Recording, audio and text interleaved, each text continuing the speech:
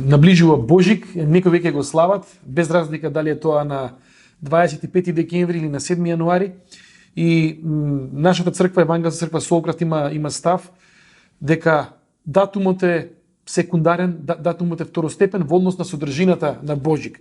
И затоа оваа година, за разлика од минатите години, одлучивме 4 недели да читаме од 4 новозаветни евангелија. Од Евангелието според Матеј, според Марко, според Лука и според Јован. И денеска сакам да добиеме една божигна димензија, една божигна перспектива од страна на Лука евангелистот. И за таа цел сакам да прочитаме стихови кои што се наоѓаат во првата глава. Првата глава на Евангелието според Лука, од 46 до 55 стих. Ова се зборови на Марија. Нас како на евангелски протестанти можеби со право ни се замера дека не сме дале толку значајна улога на Марија. Еве една прилика да слушнеме Марија изворно што таа како таа моли и како таа се обраќа во моментот кога и се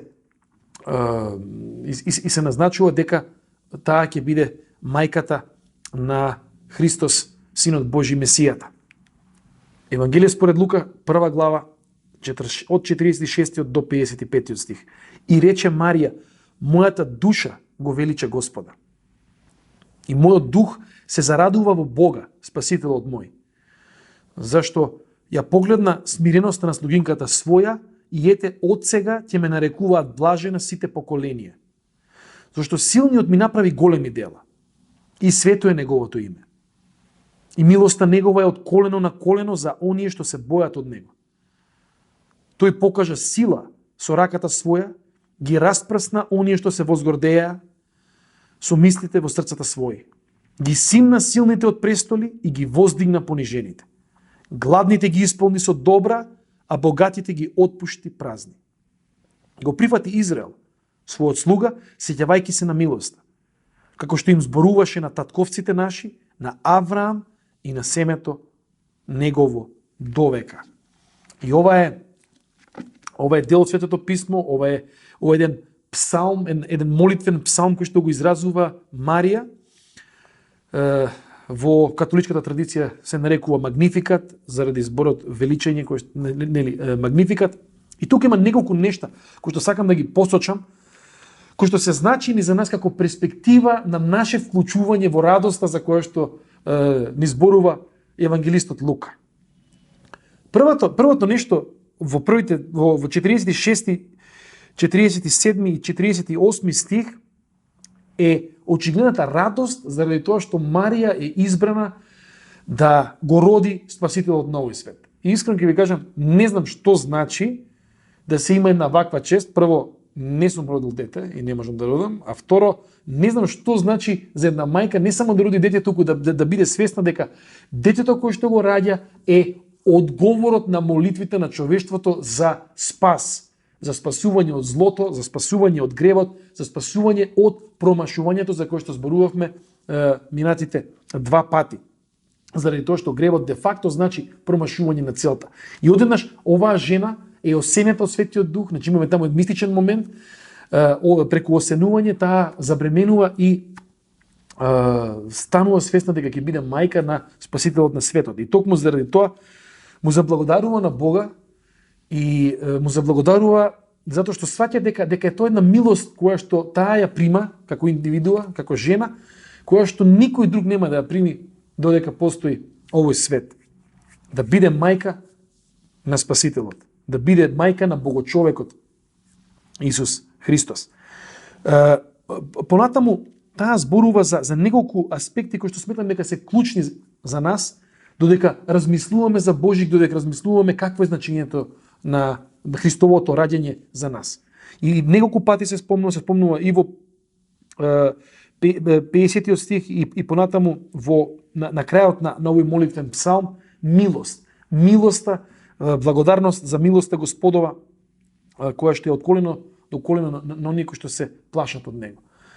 И знам дека денеска не е популарно да зборуваме за страф, и морам да кажам дека Библијата кога зборува за страф или за стравопочит кон Бог, не зборува за некакви невротични состојби, дека ние треба да се тресеме, туку таа стравопочит еден одличен македонски збор е токму тоа што се случува кога ние влегуваме во заедништво со Бог и кога разбираме дека ние имаме привилегија и чест да имаме заедништво со Создателот на универзумот.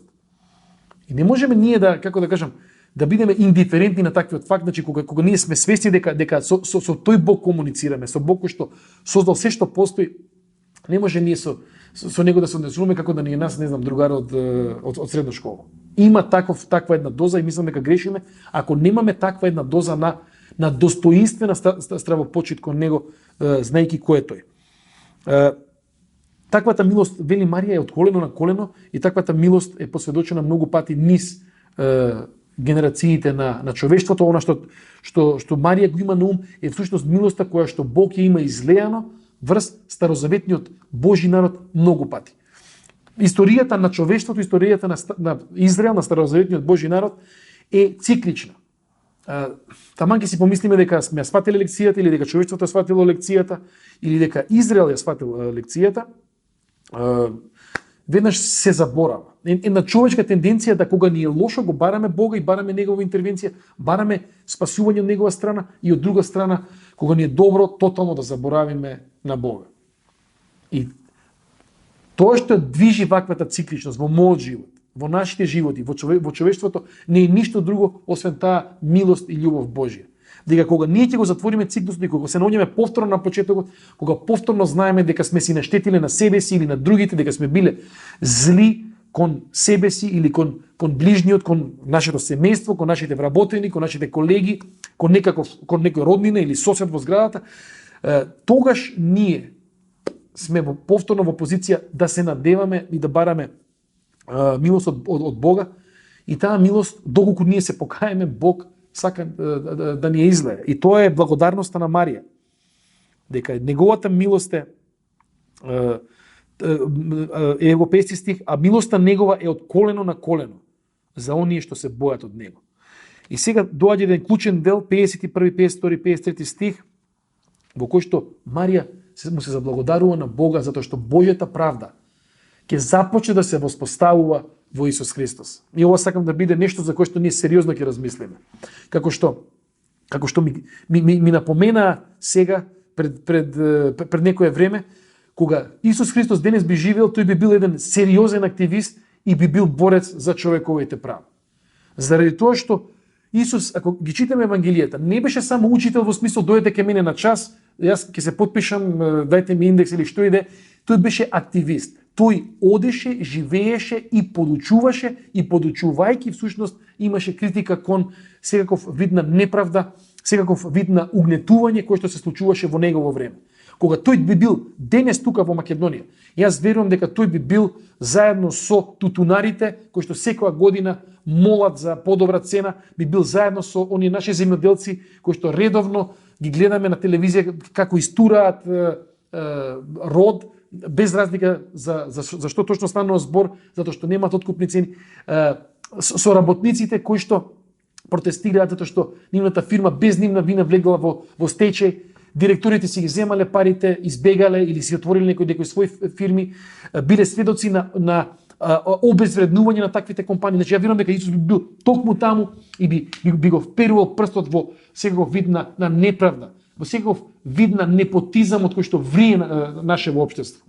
Секаков вид на политички неправди, секакви видови на дискриминации кои што сите ние ги чувствуваме овде во Македонија, во Скопје. Би бил и би ги идентификувал, би зборувал против нив и би инсистирал дека оние луѓе особено кои што тврдат за себе дека се Божи, дека веруваат во Бога, дека главната цел во нивниот живот е да го љубат Бога и да го љубат ближниот, не можат да бидат такво нешто и во исто време да бидат извор на угнетување. Правда. И затоа Марија наговестува ваквата служба, ваквиот активизам на Исус, кога вели дека тој покажа сила со раката своја, ги распрсна оние што се возгордеа. Со мисите во срцата свој. Може би малку архаично нас денеска ни звучи кои се тие што се возгордеани, тие се луѓето кои што кои што мислат дека многу направиле во својот живот и дека сите други луѓе се некаква по-ниска класа, по-низок вид на луѓе кои што тие треба да ги газат за да си ги остваруваат своите лични или своите семени или своите кариеристички цели. И наговестувањето е дека тие ќе бидат распрснати. Зошто?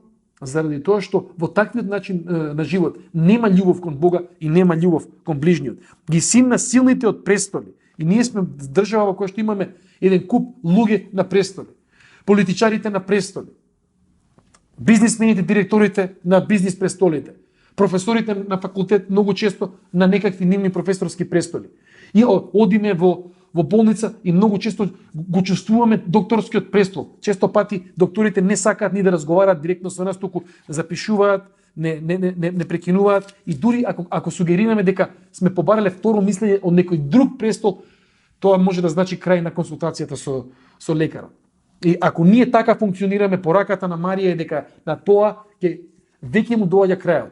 Со животот на Исус Христос се инаугурира едно ново доба кој што ќе финишира со Божја евалуација, со Божји суд на секој ден од нас. И тоа е момент во за кој што Марија му заблагодарува на Бога. Ги симна вели силните од престоли и ги воздигна понижените. Ги воздигна хигиеничарите, ги воздигна работниците, ги воздигна оние кои што уште од сега планираат што ќе насадат во текот на зимата, на пролетта, за да можат да преживеат. Ги подигне оние кои што трпат неправди, затоа што Бог е Бог на правда. Гладните ги исполни со добра, а богатите ги отпушти празни.